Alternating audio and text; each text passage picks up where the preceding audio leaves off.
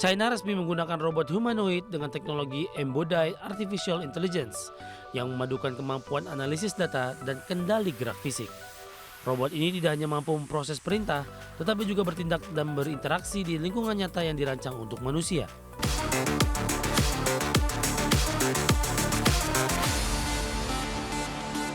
China mulai menerapkan robot humanoid yang menggunakan konsep Embodied Artificial Intelligence, yaitu kecerdasan buatan yang mampu berpikir sekaligus menggerakkan tubuh fisik di dunia nyata. Langkah ini menandai pergeseran besar dalam pemanfaatan teknologi untuk layanan publik, sekaligus memperkuat posisi China di industri robotika global.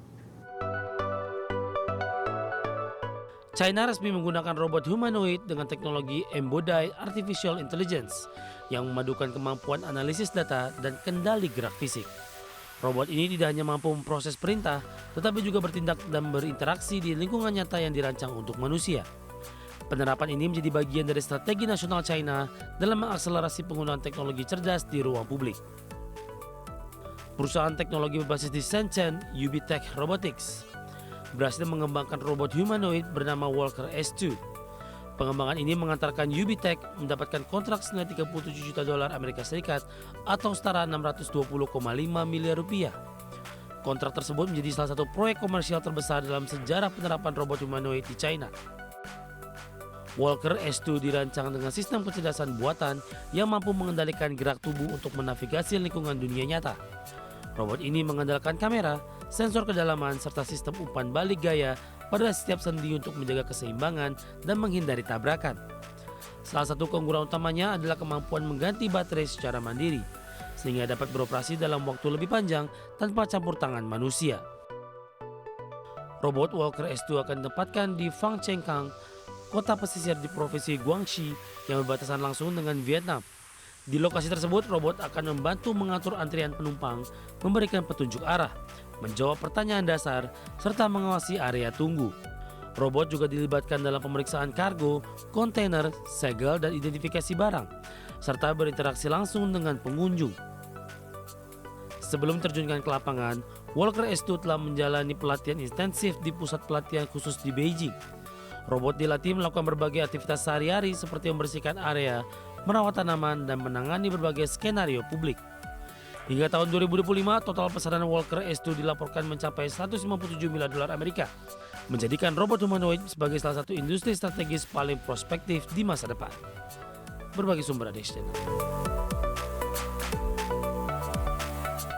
Masih bersama kami, pemirsa, permintaan baterai lithium China diperkirakan turun tajam pada awal 2026 seiring melemahnya penjualan kendaraan listrik di pasar domestik. Perlambatan ekspor baterai juga memperburuk prospek industri baterai negeri tirai bambu. Asosiasi Mobil Penumpang China memprediksi permintaan baterai energi baru akan anjlok mulai akhir 2025 hingga awal 2026. Sekretaris Jenderal CPCA Cui Dongsu menyarankan produsen baterai menyesuaikan kapasitas produksi untuk menghadapi fluktuasi pasar. Pelemahan ini terjadi seiring penurunan penjualan kendaraan listrik akibat berakhirnya berbagai insentif pajak pembelian. Cui memperkirakan penjualan kendaraan penumpang ramah lingkungan di China akan turun setidaknya 30% pada awal 2026 dibandingkan kuartal 4 2025. Konsumen mempercepat pembelian kendaraan hingga akhir 2025 untuk memanfaatkan subsidi yang segera berakhir. Selain itu, permintaan kendaraan listrik komersial juga dipastikan merosot pada awal tahun depan. Adapun perlambatan permintaan domestik dinilai sulit ditutup oleh kinerja ekspor baterai lithium China, di mana ekspor ke Uni Eropa hanya tumbuh 4% sepanjang 2025, sementara ekspor ke Amerika Serikat justru turun 9,5%. Analis memperingatkan produsen baterai China untuk menghadapi risiko tambahan dari kebijakan Amerika terkait pembatasan insentif pajak investasi. Berbagai sumber ada di channel. LG Energy Solution asal Korea Selatan melepas gedung pabrik dan sejumlah aset di Ohio, Amerika Serikat kepada Honda dengan nilai 2,86 miliar dolar Amerika atau setara dengan 45,76 triliun rupiah. Penjualan aset ini dilakukan sebagai langkah strategis untuk meningkatkan efisiensi operasional pabrik baterai kendaraan listrik di tengah melambatnya permintaan pasar global. LG Energy Solution asal Korea Selatan melepas gedung pabrik dan sejumlah aset di Ohio, Amerika Serikat kepada Honda. LG Energy Solution menjelaskan penjualan aset ini tidak mencakup lahan dan peralatan pabrik. Aset yang dilepas berupa gedung pabrik dan fasilitas penunjang di Ohio, Amerika Serikat. Transaksi ini merupakan bagian dari strategi penataan ulang aset untuk meningkatkan efisiensi dan pengelolaan operasional. Pabrik baterai ini merupakan proyek usaha patungan LG Energy Solution dengan Honda yang diumumkan pada tahun 2022.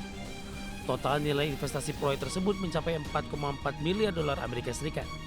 Fasilitas ini dirancang untuk produksi baterai kendaraan listrik dan dijadwalkan mulai beroperasi pada tahun 2026.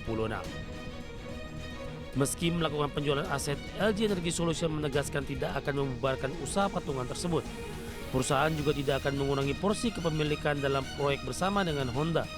Langkah ini dinilai sebagai upaya optimalisasi struktur aset tanpa mengganggu kelangsungan bisnis jangka panjang. Keputusan penjualan aset ini diambil di tengah melambatnya permintaan kendaraan listrik di pasar global. Kondisi tersebut memberikan tekanan terhadap rantai pasok dan investasi industri baterai. Sebelumnya LG Energy Solution juga mengungkapkan penghentian kerjasama pasokan baterai dengan Ford Motor. LG Energy Solution menyebut langkah strategis ini dilakukan untuk menjaga kesehatan keuangan dan keberlanjutan bisnis. Perusahaan akan terus menyesuaikan strategi investasi dengan dinamika pasar global. Langkah efisiensi ini menjadi sinyal adaptasi industri baterai dalam menghadapi tantangan transisi energi. Bagi sumber ADX Channel.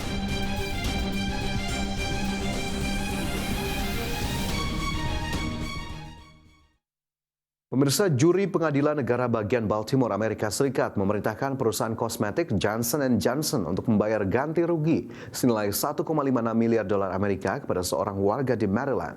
Vonis ganti rugi tersebut dijatuhkan warga tersebut menderita kanker asbes usai menggunakan produk Johnson & Johnson. Johnson & Johnson diperintahkan membayar sekitar 1,56 miliar dolar Amerika atau setara sekitar 26 triliun rupiah kepada seorang perempuan di negara bagian Maryland yang menyalahkan bedak bayi berbahan talc produksi Johnson & Johnson atas kanker terkait asbes yang dideritanya. Putusan ini merupakan vonis juri terbesar terhadap individu dalam litigasi semacam ini selama 15 tahun terakhir. Para juri di Pengadilan Negara Bagian di Baltimore pada Senin lalu menyimpulkan bahwa G&G serta 2 unit usahanya serta perusahaan spin-off Kenvue bertanggung jawab karena gagal memperingatkan Cherry Craft bahwa bedak bayi tersebut terkontaminasi asbes yang oleh para peneliti dikaitkan dengan mesotelioma yang merupakan sejenis kanker. Pejabat G&G mengatakan bahwa perusahaan induk bertanggung jawab menanggung seluruh nilai putusan tersebut karena telah setuju memberi ganti rugi kepada Kenvue atas seluruh kewajiban terkait bedak bayi. Putusan ini muncul di tengah tekanan berat yang dihadapi Johnson & Johnson akibat serangkaian vonis terbaru terkait bedak bayi.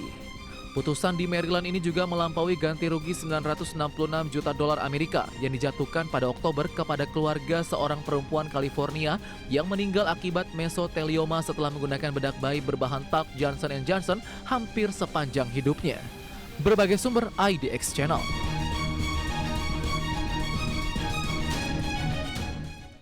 Toyota Hainan Mobility Co. Ltd atau Toyota China mengajukan penarikan kembali ratusan unit mobil mewah Lexus LX 600 impor. Langkah ini diambil akibat temuan masalah pada panel instrumen yang berpotensi menimbulkan risiko keselamatan.